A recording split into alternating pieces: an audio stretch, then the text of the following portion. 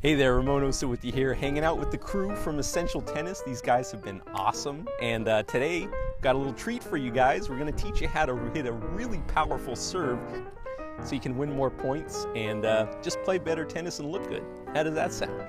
All right, let's get out to the courts and do it.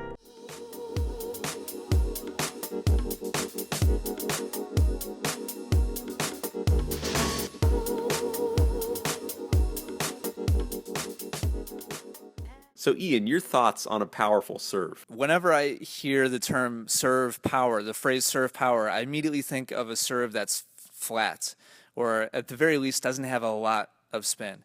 You can take racket head speed and you can create a lot of different results. You can create a result that spins right to left as a righty, a slice serve, a kick serve, or you can release all that energy, that racket head speed, toward your target and create a flat serve, which uses the energy that was moving through your body and through your racket and focuses it like a laser towards your target.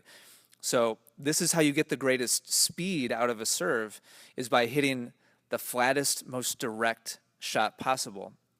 So the way that you do that most effectively to create the most power possible is you move away from a push style service motion, which starts in a waiter tray position, or basically has the racket open very early before contact and keeps the racket face facing towards the target the entire motion and just pushing forward towards the intended target. And the majority of tennis players have some variation of that approach on their serve. They take the racket back open, the racket stays facing the same direction and pushes forward towards the target. And what this is missing is the snap of the racket head. And the way that you create snap is by loading your arm and your shoulder. And then if you want to create power as opposed to spin, which we talked about in a kick serve video with Ramon, is you take that loaded up power and you release it directly in the direction of your target. So on the way up towards the ball, if you're a right-handed player, you want your racket to be facing directly to your left.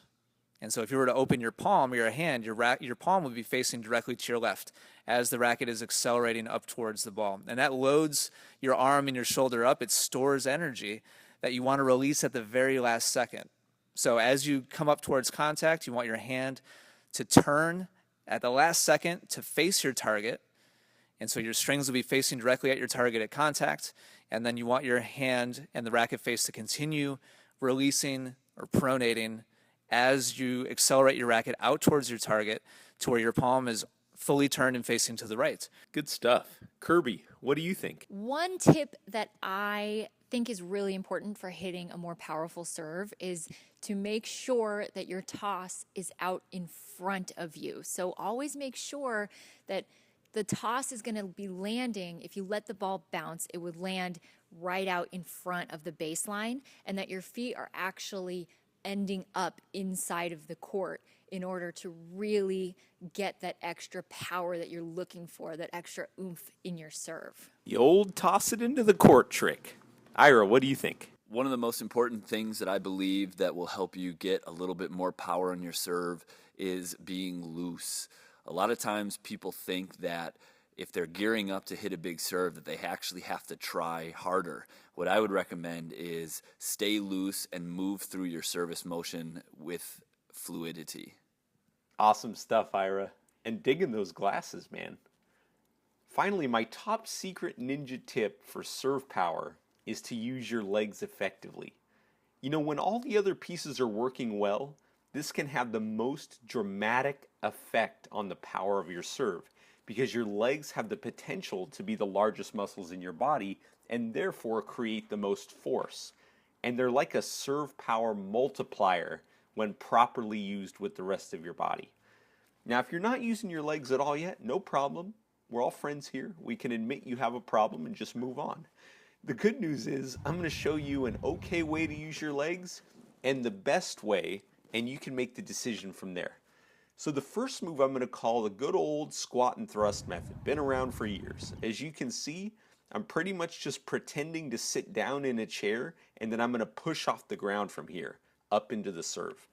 This one's better than nothing, but I know you're watching this to totally rev up your serve power, so let me show you the best way.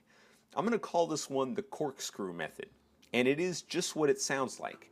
Instead of just squatting down into the court, you're actually going to rotate your hips away from the baseline as you go into your toss and continue your rotation until you reach your maximum coil, at which point you're going to push off the ground and uncoil up into the ball. The reason this works like crazy is instead of having strictly linear momentum or just up and down like you did with the squat and thrust method, you now have angular momentum, which comes from the upward thrust from your legs and the rotational force from your hips. When you add this move into your serve and combine it with everything else you've learned today, you're going to notice effortless, explosive power on your serve. Not to mention, you're going to look and feel really cool. Guys, thank you so much for watching this video. We had a great time making it for you, as I enjoy making every video for you. Do me a favor, if you like this video, go ahead and click the like button. Leave me a comment letting me know what you'd like to see in the next video. And as always, don't forget to subscribe.